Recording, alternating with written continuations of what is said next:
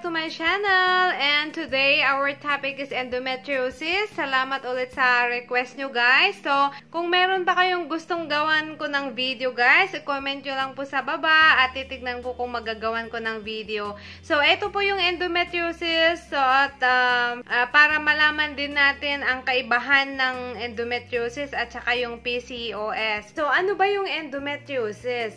So, ito guys, yung pag-ruptured ng tissues ng during menstruation natin, na imbis na ilalabas natin yung menstruation natin, yung tissues ng menstruation natin, lumalabas siya sa kung saan-saan. Napupunta siya sa fallopian tube, tapos sa labas ng mattress, o kaya pwede rin pumunta sa ovaries natin.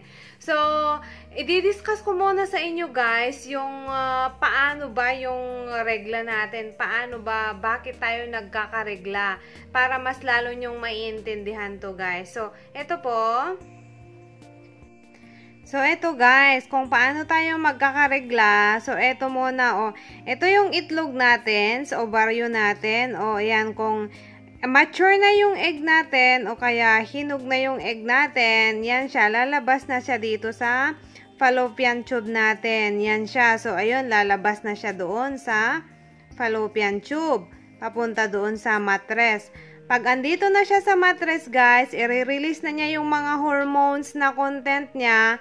Tapos, yun yung magpapakapal sa mattress natin. Ito po yung mattress natin. Tapos yan, pag makapal na po yung mattress natin, ayan, magsished na siya ng menstruation. Yun po yung regla natin. Yan.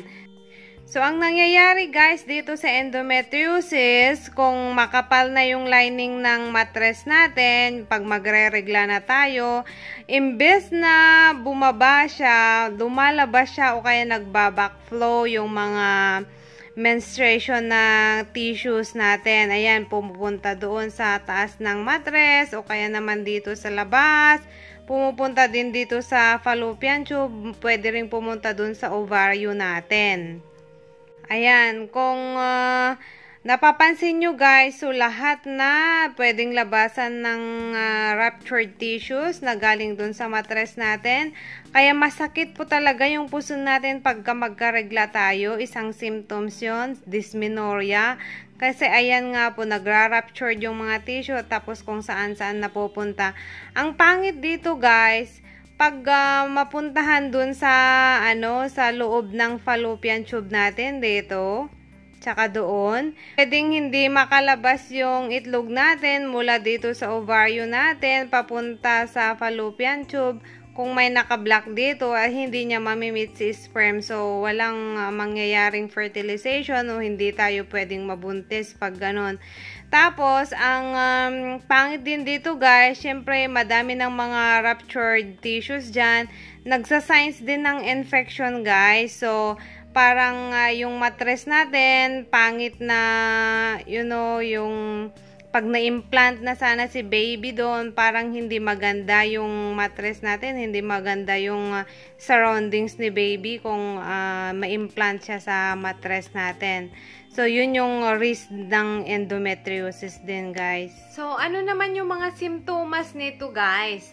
Unang-una, guys, yung dysmenorrhea. So, alam naman na sana natin yung dysmenorrhea, di ba? Masakit yung puson, minsan nga nasusuka ka, minsan masakit ng ulo, tapos pelvic pain, yung masakit sa balakang. Yun yung signs ng dysmenorrhea. Tapos, dyspareunia, yung masakit pag nagtatalik tayo.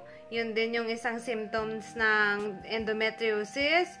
Tapos, yung excessive bleeding, yung sobrang lakas ng mens natin. O kaya naman yung bleeding between periods. Minsan, nagkaka-bleed tayo ng sa pagitan ng mens natin. Tapos yun, sabi natin na 2 beses tayong nag-mens sa isang buwan. Minsan masakit pag umiihi ka at masakit din pag dumudumi o kaya naman constipation, ganon. So, paano natin malalaman na may endometriosis pala tayo? Minsan kasi guys, may mga tao na may sakit ng endometriosis pero walang symptoms. Hindi sila nagkakadysmenorrhea, wala talagang symptoms. Pero guys, nakikita po ito sa ultrasound, sa transvaginal ultrasound. Tapos yung bimanual examination, yung OB po natin, i-examine niya yung yung puwerta natin kung may makakapa silang mga parang mga fibroids na gano'n na signs of endometriosis din yun na minsan kasi may nasa bowel na gano'n kaya minsan nahihirapan dumumi, gano'n. Tapos guys, ang pagkakadetermine sa severity nito, laparoscopy tayo. So, dito sa laparoscopy guys, makikita nila kung anong grade yung endometriosis natin. May mga grade 1, mild lang, grade 2, grade 3, tsaka grade 4. Yung medyo severe na yon na medyo nagkalat na, meron na dun sa bowel natin, meron na rin sa bladder natin, kaya mahirap tayong umihi at mahirap tayong dumumi. So, nasa grade 3 at grade 4 na yon. So, at tapos, dun sa laparoscopy guys, pwede na rin nilang i-cautery o kaya sunugin yung mga tissue.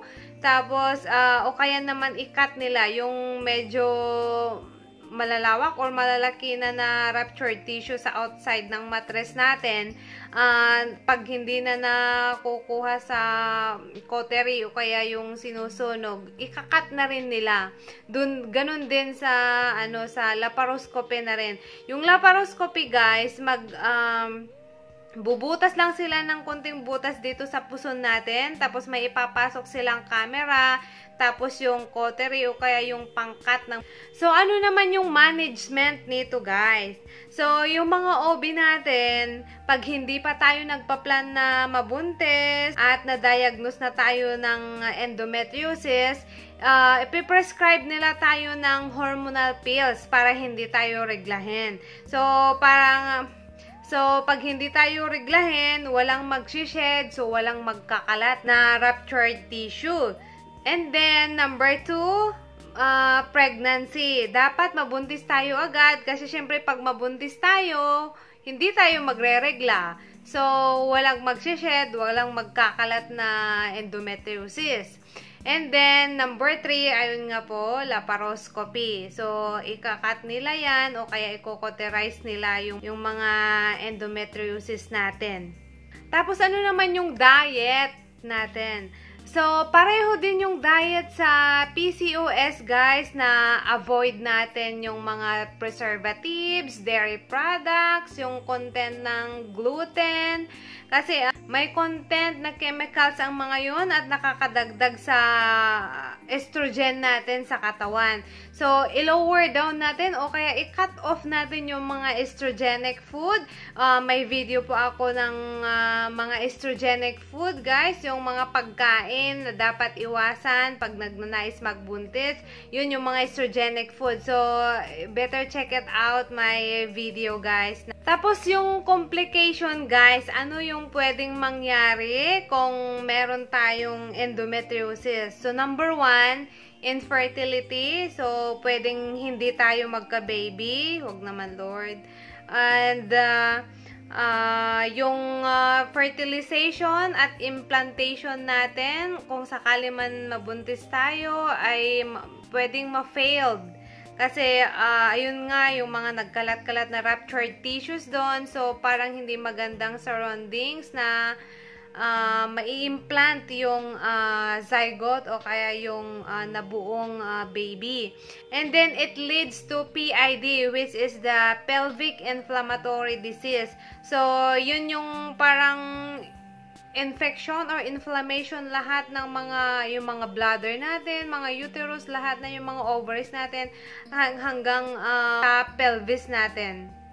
So, yun po guys, and thank you sa mga request nyo at sana makapag-subscribe po kayo guys para ma-update din po kayo sa mga susunod na mga uploads ko at comment lang po kayo guys sa mga gusto nyong gawan ko ng video at sana nakatulong po to sa inyo guys. Bye-bye and God bless!